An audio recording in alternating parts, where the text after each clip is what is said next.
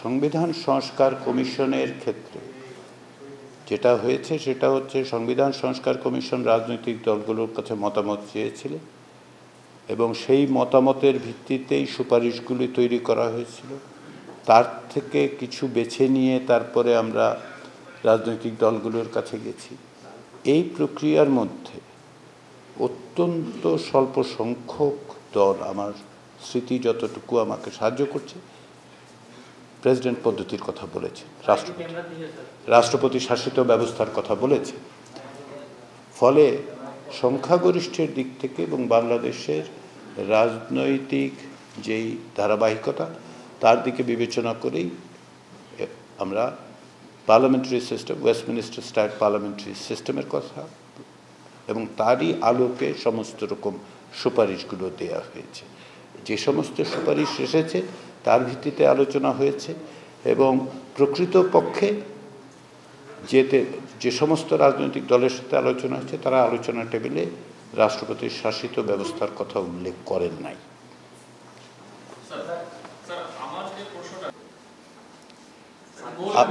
জি, মৌলিক বিষয়গুলোর প্রশ্নে যেগুলো আপনি বলছেন সেগুলো আমি আমাদের পক্ষ থেকে সেটা উল্লেখ করা হয়েছে। প্রাথমিক পর্যায়ে যে যার দলের অবস্থান বলেছেন, তো তারপরে দেখা গেছে যে মত পার্থক্য আছে, কিন্তু মত পার্থক্যের ক্ষেত্রেও আবার আলোচনার সময় কেউ কোনো দল তাদের অবস্থান পরিবর্তন করেছে। তারা অনেকটাই নমনীয়তা দেখিয়েছেন এবং তারা পরবর্তী পর্যায়ে আলোচনার সময় এগুলির ব্যাপারে হয়তো আরও সুনির্দিষ্ট করে অবস্থান নিতে পারবে, এটা আমরা আশা করি। এবং সব বিষয়তে ঐকমত্য হবে না, তাই না? কিন্তু মৌলিক বিষয়গুলোতে ঐকমত্য প্রতিষ্ঠার জন্যই দ্বিতীয় ধাপের আলোচনা। আমরা এখন যেটা চিহ্নিত করতে পারছি সেগুলো হচ্ছে অনেক বিষয়ে একমত আছে, তাহলে এগুলোকে সরিয়ে রেখে আমরা প্রধান যেই বা গুরুত্বপূর্ণ কিংবা ধরুন আপনি যেগুলোকে মৌলিক বলছেন সেগুলির ব্যাপারেও আমরা আলোচনা করলে আমার বা আমাদের বিশ্বাস যে আমরা এক জায়গায় আসতে পারব। আর যে প্রশ্নটা পরবর্তীতে যুক্ত করা হয়েছে, আপনি নিশ্চয়ই লক্ষ্য করেছেন এই বিষয়ে উল্লেখ করা হয়নি আজকে, কেননা এ বিষয়ে দুই ধরনের মতামতই আছে যে এটা রাখা হবে কি রাখা হবে না। প্রস্তাবটা ছিল সংবিধান সংস্কার কমিশনে যে এই শিডিউলগুলো যেন বাদ দিয়ে দেওয়া হয়। তো সেই ক্ষেত্রে দুই ধরনের মতামত পাওয়া গেছে। আমি যেটা আগেও বলেছি যে অনেক বিষয়ে আমরা যেগুলো উল্লেখ করেছি তার বাইরে অনেক বিষয় কিন্তু একমত আছে, কারণ পুরো তালিকা দিতে গেলে দীর্ঘ সময় লাগবে, তাই তো? তার মধ্যে যতটা সম্ভব, যতটা বিস্তারিত সম্ভব বলা হয়েছে। আবার যেগুলোতে আমরা দ্বিমতের কথা বলছি তার বাইরেও কিছু বিষয়ে দ্বিমত আছে।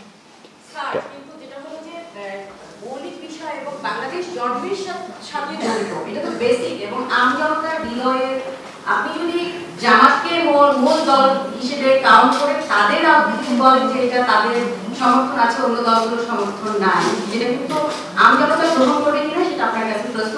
যেহেতু এটার সাথে মানুষের 30 লাখ মুক্তিযুদ্ধে বা আরো অনেকে যারা শিকার হয়েছে তাদের একটা আবেগ জড়িত আছে, মুক্তিযোদ্ধারা এখনো বেঁচে আছেন, সুতরাং একটা দুটো দল যারা স্বাধীনতার অস্তিত্বকে স্বীকার করে নাই তাদের ভিত্তিতে যে আমাদের তো বাস্তবায়ন করার ক্ষমতা ঐকমত্য কমিশনের নেই। ফলে উনি যেটা বোঝাতে চেয়েছেন বলে আমি বুঝেছি সেটা হচ্ছে তিনি প্রকারান্তরে সরকারকে বলছেন, এটা সরকার, অন্তর্বর্তী সরকার সিদ্ধান্ত নেবেন যে তারা কিভাবে অগ্রসর হবেন। এবং আমি যেটা আগেও বলেছি রাজনৈতিক দলগুলো আলাপ আলোচনার মধ্য দিয়ে কীভাবে বাস্তবায়নের প্রক্রিয়া তৈরি হয় সেটা হচ্ছে প্রশ্ন। আর আপনার প্রথম প্রশ্নটা হচ্ছে যে সংবিধান সংস্কার কমিশনের পক্ষ থেকে সুনির্দিষ্ট লক্ষ্যগুলোকে সামনে রেখেই প্রস্তাবগুলো দেয়া হয়েছে।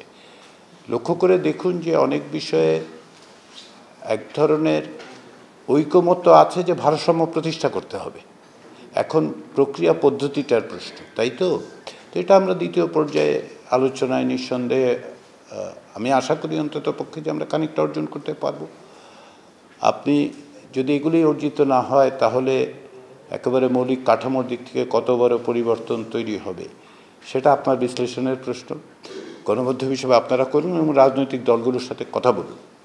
আমাদের দিক থেকে সংবিধান সংস্কার কমিশনের পক্ষ থেকে প্রস্তাব এসছে, অন্যান্যদের কাছে আমরা সেটা পৌঁছে দিয়েছি, রাজনৈতিক দলগুলোর সাথে আলোচনা করেছি। আমরা আশা করি যে তারাও এটা বুঝবেন, আপনি যেমন বুঝছেন, সেই অর্থে তারাও এক জায়গায় আসবেন এবং সেই ভিত্তিতেই আসলে অগ্রসর হওয়া যাবে। স্যার, আমার একটা প্রশ্ন ছিল। আমি প্রথম প্রশ্নটা থেকে আসি, জরিপের বিষয়ে। জরিপের বিষয়ে প্রাথমিক পরিকল্পনা হয়েছে বিবিএসের মাধ্যমে হাউস হোল্ড সার্ভে।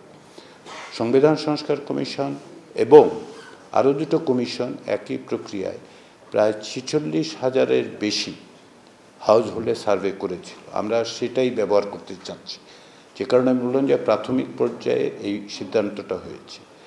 এখন কী বিষয়ে প্রশ্ন, সেটা হচ্ছে প্রশ্নপত্র তৈরি করা, তাই তো, যে কোন বিষয়গুলো, কারণ 166টা প্রস্তাব নিয়ে কোনো জরিপে কেউ অংশগ্রহণ করার জন্য সম্মত হবেন এরকম আশা করতে পারছি না আমি। তো ফলে যেটা দাঁড়াচ্ছে যে এটা মানে কিছু আর বিষয় নির্ধারণ করে তার মাধ্যমেই প্রশ্নগুলো তৈরি করা হবে। আর যেটা আব্বাস আপনি বলছেন প্লুরালিজমের বিষয়ে, দেখুন অনেক ক্ষেত্রেই যেটা হয়েছে আলোচনার টেবিলে যেটা হয়েছে সেটা হচ্ছে যে প্লুরালিজমের যে মৌলিক জায়গাটা, সেখানে কিন্তু অনেক দলই বলেছেন এটা ঠিক আছে, কিন্তু যেটার এক ধরনের অর্থ তৈরি হয় বা এক ধরনের অর্থ পারসিভড হয়, এই পারসিভড হলে যেটা হয় সেটা হচ্ছে যে এতে করে একটা বিভ্রান্তির সৃষ্টি হতে পারে, ভিন্ন মত তৈরি হতে পারে।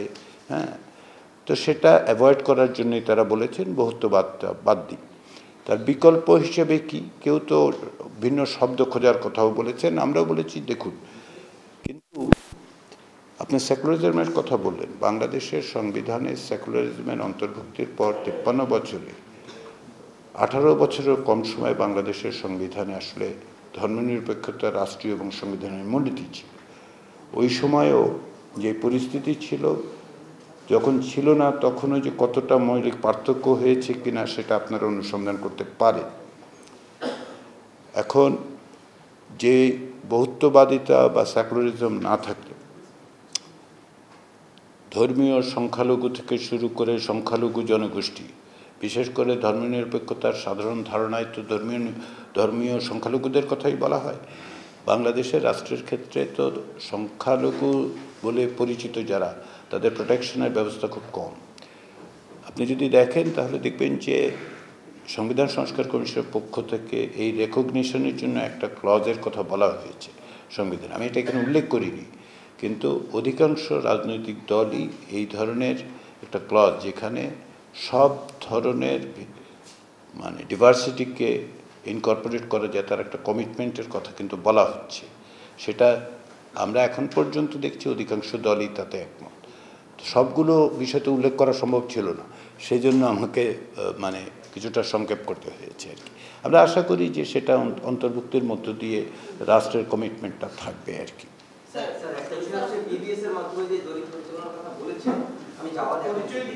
প্রশ্নটা তুলছেন সেটা methodological question, pure and simple methodological question কীভাবে, সেটা নিয়ে আমরা অনেকক্ষণ ধরে আলাপ করতে পারি। আপনাকে আমি অনুরোধ করব যে সংবিধান সংস্কার কমিশনের যে প্রতিবেদন তার একটি ভলিউমে আসলে বিবিএসের কমপ্লিট ম্যাথোডোলজিটা আছে, ফলে আমরা এটা নিশ্চিত করেই বলতে পারি যে এটা আসলে রেপ্রেজেন্টেটিভ স্যাম্পলিং, 46,000 হাউসহোল্ডের যেটা, এটা রেপ্রেজেন্টেটিভ স্যাম্পলিং এবং মানে খুব ভালোভাবেই টেস্টেড যে এটা ওয়ার্ক,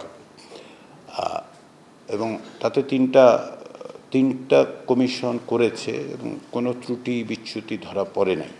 তাতে করে আমরা বুঝতে পারি যে এটা আসলে গ্রহণযোগ্য গবেষণা পদ্ধতি ব্যবহার করা হচ্ছে। এটার বাস্তবায়নের ক্ষেত্রে যেটা এক্সিকিউট করা, এইটার লক্ষ্য তো হচ্ছে জনগণের মতামতগুলো জানা, যে তারা কিভাবে, তাদেরও তো একটা ইনপুট থাকতে হবে, সেই বিবেচনার থেকেই এই ইনপুটটা নেওয়া হচ্ছে। তো যদি আমরা জাতীয় ঐক্যমত কমিশন যদি দেখি, জাতীয় সনদে ওইগুলি অন্তর্ভুক্তের ব্যাপার আছে, কারণ আমরা তো যেগুলো জাতীয় সনদে অন্তর্ভুক্ত কথা বলছি সেগুলি নিয়েই তাদের কাছে প্রশ্ন করছে, ফলে তাদের মতামতের এক ধরনের প্রতিফলন তো অবশ্যই থাকবে বলে আমরা আশা করি আর কি। যদি সবগুলো প্রস্তাব সুপারিশ বাস্তবায়িত হয় তবে বৃদ্ধির আশঙ্কা আসলে কমবে। আপনি কেবলমাত্র একটি অনুচ্ছেদ দিয়ে তো আসলে এটার ব্যবস্থা করা যাবে না, তাই না? যেমন ধরুন আমি উদাহরণ হিসেবে বলি, যদি 48 দিন 48 অনুচ্ছেদটার পরিবর্তন ঘটে এবং সেই ক্ষেত্রে ক্ষমতার ভারসাম্য তৈরি হয়, সেটা খানিকটা স্বৈরাচারী হওয়ার ক্ষেত্রে তো প্রতিবন্ধকতা তৈরি করবেই।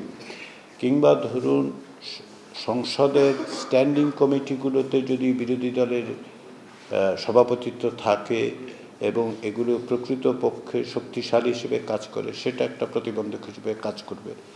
আবার প্রস্তাবিত এনসিসি ক্ষেত্রেও যেহেতু ক্ষমতার ভারসাম্য তৈরি হচ্ছে, সেটা একটা প্রতিবন্ধকতা তৈরি করবে। ফলে একটা মাত্র অনুচ্ছেদ দিয়ে সংবিধানের আপনি তো স্বৈরাচারী ব্যবস্থা বন্ধ করা যাবে না, আবার শুধুমাত্র সংবিধানে লিখলেই স্বৈরাচারী ব্যবস্থা বন্ধ হয়ে যাবে সেটাও আপনি নিশ্চিত করে বলতে পারেন না। ফলে আমাদের দৃষ্টিভঙ্গিটা হচ্ছে সংবিধান সংস্কার পরিষদের পক্ষ থেকে প্রস্তাবগুলো আমরা নিয়ে গেছি, ঐকমত্য কমিশনের পক্ষ থেকে 70 অনুচ্ছেদে যেটা বলা হয়েছিল, প্রস্তাব ছিল যে কেবলমাত্র অর্থ বিল অর্থাৎ বাজেট, মূলত বাজেট ছাড়া সবগুলির ব্যাপারে যেন ভোটাধিকারটা, ভোট প্রয়োগের ব্যাপারটা থাকে। রাজনৈতিক দলগুলো সেটা নিয়ে প্রশ্ন তুলেছেন, আপত্তি করেছেন, প্রস্তাব দিয়েছেন। এর মধ্যে বিভিন্ন কারণ আছে, সেই বিস্তারিত ব্যাখ্যায় আমরা না গেলেও শুধু এটা উল্লেখ করতে পারি যেমন সরকারের স্থিতিশীলতার প্রশ্নটার থেকে আস্থা ভোটের প্রশ্নটা এসছে, যে আপনি একটা অস্থিতিশীল পরিস্থিতি হলে দেশের জন্য কতটা ভালো হবে। আমরা ভবিষ্যৎ চর্চার মধ্যে দিয়ে ওই জায়গায় যাবো আর কি, এরকম একটা প্রত্যাশা আছে। প্রশ্ন করেছেন, দুটো সংক্ষেপে উত্তর দিই। প্রথম কথা হচ্ছে সংবিধান সংস্কার হবে, সংশোধন হবে, পুনর্লিখন হবে, এই সিদ্ধান্ত প্রক্রিয়াগত সিদ্ধান্ত। এই সিদ্ধান্ত রাজনীতিবিদরা নেবেন যখন এই বিষয়ে এক ধরনের ঐকমত্য হবে কি পরিবর্তন করা হচ্ছে, তাহলে কিভাবে করা যাবে সেটা নিয়ে প্রশ্নটা তখন নিষ্পত্তি করার জন্য রাজনৈতিক দলগুলোই সিদ্ধান্ত নিতে পারবে। আমরা তাতে ফ্যাসিলিটেট করতে পারি, কিন্তু এটা আমাদের দায়িত্ব হতে পারে না। আর দ্বিতীয় বিষয় যেটা, সেটা হচ্ছে যে নির্বাচন এবং সংস্কারের মধ্যে কোনো বিরোধ নেই। এটা বিরোধটা আসলে এক ধরনের কল্পিত বিরোধ তৈরি করার চেষ্টা করা হচ্ছে, এটার মধ্যে কোনো বিরোধ নেই।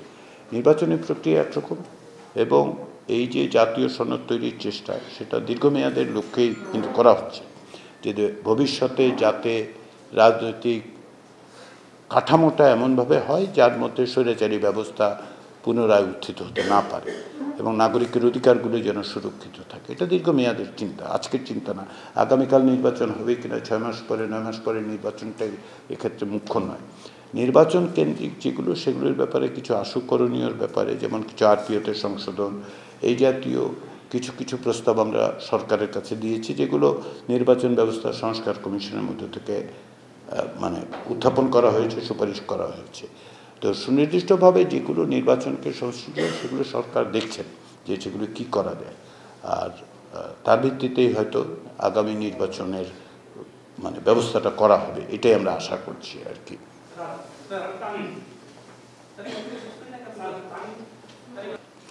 আপনি প্রথম যে প্রশ্নটা করেছেন সেটা সংখ্যার প্রশ্ন, তাই তো? কিন্তু সংখ্যাই একমাত্র নয়। আপনারা এখানে যারা আছেন, যারা জাতীয় ঐকমত্য কমিশনের পক্ষ থেকে প্রথম সংবাদ সম্মেলনেও আমরা এটা বলেছিলাম যে এটা সংখ্যার বিষয় নয় কেবলমাত্র।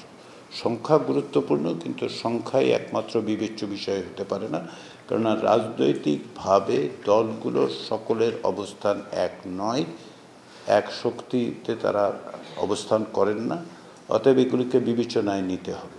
ফলে আচ্ছা বলুন, আপনি প্রশ্ন করুন।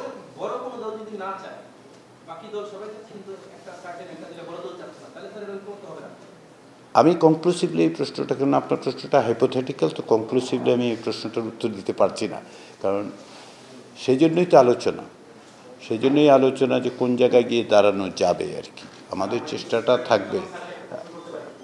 এক মিনিট, আমি ওনার প্রশ্নটা উত্তর দিই। তো ফলে সংখ্যার বিবেচনাটার বাইরে গিয়ে আবার যে আপনি প্রক্রিয়ার কথা, বাস্তবায়ন প্রক্রিয়ার কথা বললেন, তো যে তাহলে সবাই যদি একভাবে একমত হয়, একজন না হয়, তাহলে একদল না হয়, তাহলে কী দাঁড়ায়? তো এই জন্য আমরা আলোচনার উপর গুরুত্ব দিচ্ছি এই কারণে যে আপনাকে একটা প্রক্রিয়া পদ্ধতি খুঁজে বের করতে হবে যার মধ্য দিয়ে এগুলি বাস্তবায়ন করা সম্ভব। কিন্তু তার চেয়েও বড় জিনিস হচ্ছে সনদের ক্ষেত্রে যেটা, এটা হচ্ছে আপনার কমিটমেন্ট। এখন আমি ব্যক্তিগতভাবে মনে করি যে কোনো কমিটমেন্ট বাইন্ডিং হওয়ার একটা পদ্ধতি তৈরি করা দরকার, বাধ্যতামূলক হওয়া দরকার। কারণ অতীতে এই ধরনের কমিটমেন্ট বাধ্যতামূলক না হয় বাস্তবায়িত হয়নি। তো সেই বিবেচনার থেকে আমরা আশা করি যে সনদটার ব্যাপারে যেন এক ধরনের বাধ্যতামূলক ব্যবস্থা হয়, যে এগুলি যেই ক্ষমতায় যান বা ক্ষমতার বাইরে থাকেন তারা বাস্তবায়নের জন্য মানে প্রতিজ্ঞাবদ্ধ হচ্ছেন, সেটাই নিশ্চিত করতে হবে।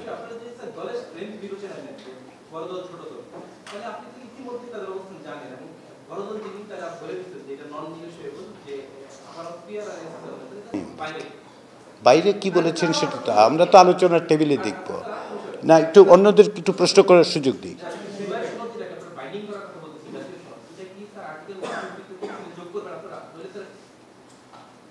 না, আবার বলুন।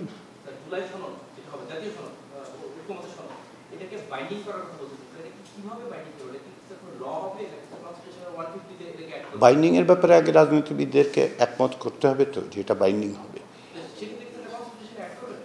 সেটা তো আমি সেটাই বলছি যে আমাদের তো কনস্টিটিউশনে অ্যাড করার ক্যাপাসিটি না। আমাদের প্রশ্ন হচ্ছে যে আমরা ঐকমত্য হওয়ার পরে সনদটাকে বাইন্ডিং করার জন্য বলছি। এখন রাজনীতিবিদরা নিশ্চয়ই একটা বাইন্ডিংয়ের পথ বের করবেন, সেটা গণভোট দিয়ে হতে পারে, সেটা আপনার লিগ্যাল ফ্রেমওয়ার্ক অর্ডার দিয়ে হতে পারে, সেটা আপনার ধরেন যদি এইরকম হয় যে এমন একটা ব্যবস্থা যে সংবিধান সভা তৈরি হলো, তারা প্রথমে এগুলি ইমপ্লিমেন্ট করবে। বহুবিধ পথ আছে, পথ একটা নয় আর কি, সেটাই আমরা বলতে চাচ্ছি। আমরা বললাম যে উচ্চকক্ষ অধিকাংশ দল, কিছু দল ছাড়া অধিকাংশ দল দ্বিকক্ষ বিশিষ্ট পার্লামেন্ট চায়। পার্থক্যটা হচ্ছে যে আপনার আপার হাউসে কীভাবে কম্পোজিশনটা হবে সেটা নিয়ে বিভিন্ন মত আছে, তাই তো। তো আমরা এখন জানি যে সকলে একমত দ্বিকক্ষ বিশিষ্ট। প্রথম রাউন্ডে আমরা বুঝতে পারলাম সব দল, কম বেশি সব দল, একেবারে সব দল গুণে তো বলা সম্ভব না, দু একটি দলের মতপার্থক্য আছে। তো আমরা সিদ্ধান্ত নিলাম যে আচ্ছা তাহলে এইটা একটা গুরুত্বপূর্ণ, সকল কম বেশি সকলে একমত। এখন পদ্ধতির প্রশ্নে বিভিন্ন জায়গায় আমরা দ্বিতীয় রাউন্ডে নিশ্চয়ই আলাপ আলোচনার মধ্যে দিয়ে আমরা বের করতে পারবো যে আসলে কোন জায়গায় সকলের কাছে গ্রহণযোগ্য একটা পথ তৈরি। আপনি একটা জিনিস চান, তো এটা বাস্তবায়নের পথও তো আপনার নিশ্চয়ই জানা থাকে, সেটাই আমরা বলতে চাচ্ছি। যাই হোক, আপনাদের সবাইকে আমি আন্তরিকভাবে ঐকমত্য কমিশনের পক্ষ থেকে ধন্যবাদ জানাই। আপনারা এই প্রক্রিয়ার সঙ্গে সবসময় যুক্ত থেকেছেন এবং আমরা আশা করি যে আপনাদের এই সহযোগিতা অব্যাহত থাকবে। আবারও জাতীয় ঐকমত্য কমিশন এবং কমিশনের প্রধান অধ্যাপক ইউনূসের পক্ষ থেকে আপনাদের সবাইকে শুভেচ্ছা এবং ধন্যবাদ। প্রথম বিষয় যেটা, সেটা হচ্ছে প্রক্রিয়ার প্রশ্ন, বাস্তবায়নের প্রক্রিয়া কী হবে। আপনারা নিশ্চয়ই লক্ষ্য করেছেন যে জাতীয় ঐকমত্য কমিশন গঠিত হওয়ার সময় যে প্রজ্ঞাপন, সেখানে এই বাস্তবায়ন প্রক্রিয়ার প্রশ্নটি অনুল্লিখিত আছে। আমরা যখন রাজনৈতিক দলগুলোর কাছে মতামত চাই, প্রতিটি সুপারিশের ব্যাপারেই আমরা বাস্তবায়ন প্রক্রিয়া সম্পর্কে জানতে চেয়েছিলাম, তারা মত দিয়েছে।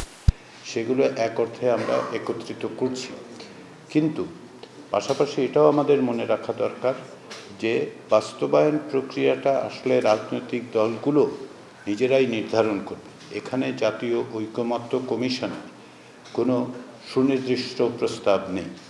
আমরা যদি বিষয়গুলো, অর্থাৎ কোন কোন বিষয়ে সংস্কার প্রয়োজন, সেগুলোর ব্যাপারে এক ধরনের ঐকমত্য এসে একটা জুলাই সনদ তৈরি করতে পারি, তাহলে সে সময় এটি বাস্তবায়নের প্রক্রিয়ার প্রশ্নটি আসবে।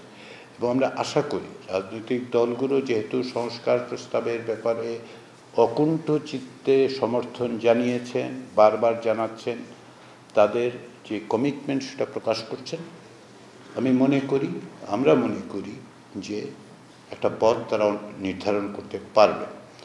যে কারণে আমি আগেও বলেছি যে কিছু কিছু বিষয় আশু যেগুলো করা যায় সেগুলো সরকারকে জানানো হয়েছে, সরকার সেগুলো কিছু কিছু বাস্তবায়ন করছেন এবং আগামী কয়েক মাসে কিছু বাস্তবায়ন করবে। আপনার দ্বিতীয় প্রশ্ন হচ্ছে যে বিদেশি বিভিন্ন প্রতিষ্ঠানের পক্ষ থেকে বিভিন্ন সময়ে ঐকমত্য কমিশনের প্রতিনিধিরা এসছেন। ঐকমত্য কমিশন তারা জানতে চেয়েছেন যে কাজ কি হচ্ছে, লক্ষ্য কি, কিভাবে অগ্রসর হচ্ছে, যার অধিকাংশই প্রকৃতপক্ষে আপনারা প্রায় প্রতিদিন সংবাদপত্রে চেপেছেন যে কারা আসছে, কতটা দলের সাথে আলোচনা হলো। তারপর তারা জানতে চান যে এই প্রক্রিয়াটা কতদিন লাগবে, এর এন্ড প্রোডাক্ট কী হবে, জুলাই সনদ বলতে আসলে আমরা কি মিন করছি।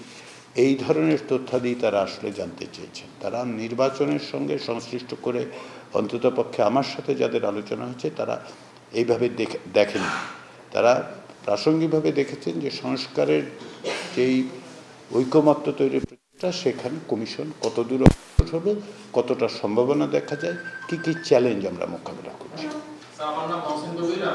একটু ওদিক থেকে একটা নেই